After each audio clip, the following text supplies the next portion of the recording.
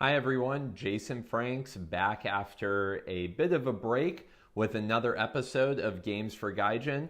Apologies I haven't uploaded a video in a while. I had a couple friends in town from the States and we were traveling all over Tokyo, the Izu Peninsula, Hakone, and the Mount Fuji region. So I was definitely enjoying my time in Japan in this very hot, humid June we've been having. But traveling around the Kanto Plains with my friends seemed like a great inspiration opportunity to bring you the next game I'd like to review. This is Kamakura Collection from Jugame Studio. You may have encountered Jugame Studio before. They've put out a couple popular games that all have a really similar aesthetic. Wine Rating, Perfect Hotel, and Sakura Hunt were their first three very successful and well-received games. At the 2018 Tokyo Game Market Spring Edition, they premiered Kamakura Collection and another game called Gourmet Town. Kamakura Collection is a worker placement game for 2 to 4 players. It takes about 15 to 20 minutes to learn and 45 minutes to play. It is deceptively deep though.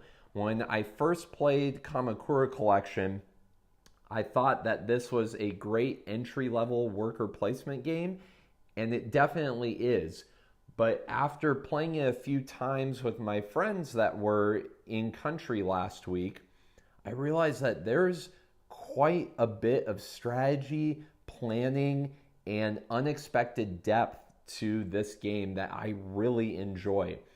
Add on top of the fact that it is just gorgeous in terms of the art, production, and quality, and that this game exemplifies a great souvenir, a great Japanese board game to add to your collection, because it profiles one of the most beautiful and famous towns in Japan, which is Kamakura. It's just southwest of Tokyo, and it has some of the most stunning, gorgeous architecture, landmarks, scenery, and delicious food you'll ever encounter. And that's what this game is about. It's about exploring Kamakura and seeing all the sights and racking up crazy awesome points for your amazing tourism. So let's open it up and take a look. All right, I will try not to go too long on my explanation of this game because there is a lot, as you can tell, but it's just gorgeous looking. Take a moment to appreciate all the beautiful pastels and design that went into portraying the city of Kamakura in board game form. I just can't say enough for how gorgeous this game looks. Add on top of that, an absolutely wonderfully composed English rulebook. You will have zero questions about how to play this game after perusing these extremely well translated rules. So have no worries that there will be any confusion in playing Kamakura Collection. All right, so let's take a look at the game. There's a couple unique things about the way Jugame Studio has chosen to implement the worker placement genre for Kamakura Collection. To start off, you always have 2 meeple workers on the board. They never leave the board, and you can apply any action to either one of your 2 meeples.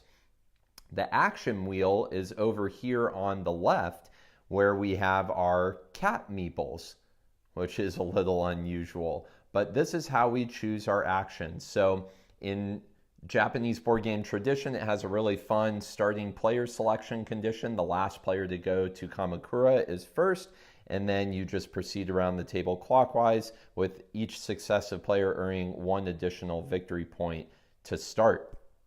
The way this game works is we are trying to collect tourism site coins, which are the big green, blue, and pink coins on the map, as well as meals around Kamakura, the little yellow tokens here. And we do that by choosing actions on the action wheel. So using our cat meeples, I can choose to move one space using these three colored action locations at the bottom of the wheel. I can choose to take the rickshaw and travel 2 spaces.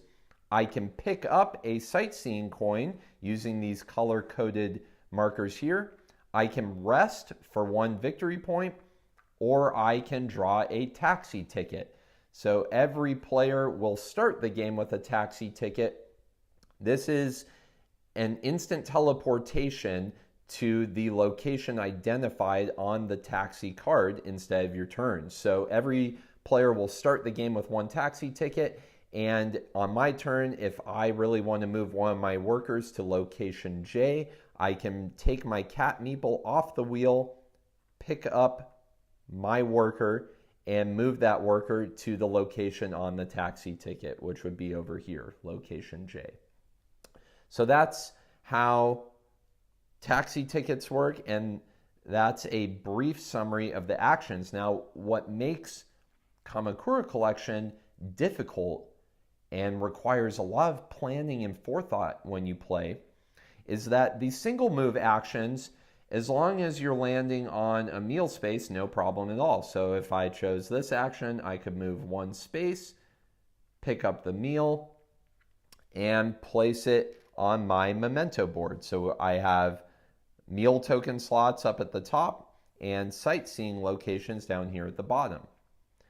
Then the other players might choose their turn. Yellow might move 1, blue would move 1, maybe pink chooses to take the rickshaw and moves 2. You get to skip over people, so skip the yellow space, 1, 2, and so on. All right, now let's say that I wanted to move my green meeple to this M location here, which is Myohonji. All right, a little temple shrine here in the center of the board. In order to land on a sightseeing location, I have to choose the movement action that corresponds to the color of the site I am trying to visit. So I have 2 problems here. Okay, first, actions can be blocked. You cannot choose an action where somebody's cat meeple currently resides. So in planning your actions, you have to anticipate what actions the other 3 players may be occupying when your turn comes around. So in this particular case, all the movement actions are taken up, so I can't move any of my meeples using the action board. I would either have to take a taxi ticket, rest, or use one of my taxi tickets. But let's say that the yellow meeple had chosen to take a taxi ticket and the pink movement space is open. Now I can move my cat meeple to that space and I can move to a pink tourism site. Landing on the tourism site doesn't in itself do anything. I then have to wait another round to move to the site collection action. Again, it has to correspond to the proper color of the site I'm trying to collect. Only then can I take the site token and add it to my memento board. So mechanically, really simple. Choose one action, apply that action to one of your 2 meeples, and you can always choose which meeple you want to use. You could go the whole game never moving one of your meeples if that was your decision. But because you cannot choose an action that someone else is occupying, and site movement and site collection are color dependent in regards to the action wheel, it requires a lot of anticipation, planning, balancing actions between your 2 meeples to make sure that when the action you need is free, your meeple is in the location to take advantage of that action. Now, if that wasn't complex enough, let's take a look at this memento board and some of the bonus points. So first off, meals are simply worth the number identified on the token. So this little meatball and leek skewer is worth 1 point. But if I can get a 5th meal, I get a bonus point. sixth meal, another bonus point, and then from the seventh meal onwards, I get 2 points each. There aren't that many meals to begin with, so these get scooped up quickly. You definitely want to grab as many of those as possible. But where another layer of strategy comes into this game is with the site tokens on your memento board. So you're going to fill them in clockwise fashion, starting at the start location, moving to your right, and then coming back to your left. You'll notice that there are some bonus points listed in between the columns of site collection spots. You can collect these bonus points if you put the same color site token in each column. So when I fill my 8th token, if I can get a pink site coin here, I will score 3 bonus points. If I can get 2 blues in these locations, I will get 2 bonus points. But remember, you have to fill your memento board in order. So you have to time where your meeples are and what site tokens they're collecting to correlate with the color you need to pick up those column bonus points. So balancing that with the no taking actions where other people are sitting and the color coordination, and it gets really difficult really fast to maximize the amount of points you can get in a game of Kamakura Collection. So let's talk about the other places you can get points. We talked about collecting points from meals. We talked about collecting points from site tokens. You'll notice that site tokens in the center of Kamakura are worth less points than site tokens at the fringes of Kamakura. Everything is between 3 and 5 points, except for the 2 start locations. North Kamakura Station and Kamakura Station are only worth 1 point each, but everything else is worth 3 to 5. So you have your site tokens and your meal tokens. You have your meal bonuses and your tourism bonuses, matching up colors in the columns. You also have, in every game of Kamakura Collection, some end-of-game objectives.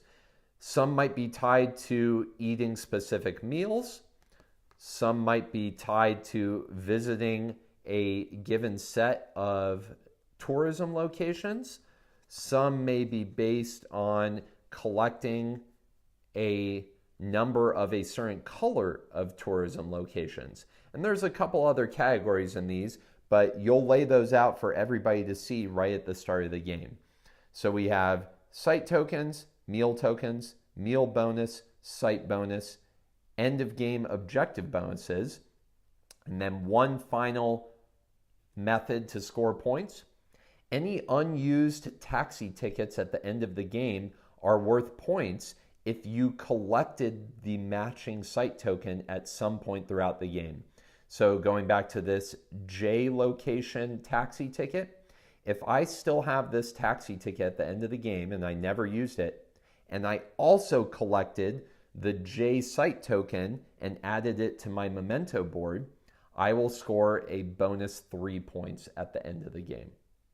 So picking up a taxi ticket with your action can be a good way to just roll the dice and see if you pull the card that matches one of your already collected mementos, or it may give you an idea of where to go next to collect some extra bonus points. And then obviously the rest action can score you 1 victory point every time you take it. But in my experience, the rest action is an absolute last resort. It's almost always better to take your chances drawing a taxi ticket until these run out. And taxi tickets do not reshuffle. So this is a finite deck. There is 1 card for every tourism location. Once they've all been drawn, they're gone, regardless of whether or not they've been used. So yeah, that's really how you score points in Kamakura Collection. The game ends when somebody collects their 8th site token after the one player has filled their memento board site tokens. Every other player gets to take 1 more turn, and then everybody adds up their points, finds out where they land on the victory point tracker, and that's a game. So hopefully that wasn't too long of an explanation. There's quite a bit of game inside of this box with a lot of strategy for such a simple set of instructions.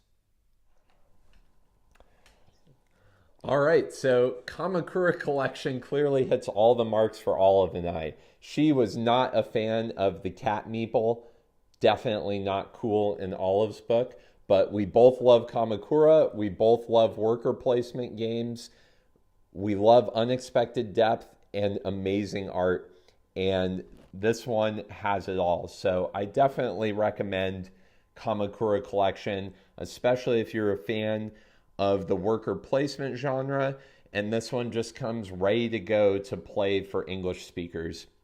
You've got the English instructions, the great art, the Board Game Geek page. This is a real steal, especially at the price for how much you're getting. So give Kamakura Collection a look. Share the Games for Gaijin channel with your friends in board game groups. And let's keep enjoying everything there is to enjoy about Japanese board gaming. I'm Jason Franks, and this is Games for Gaijin.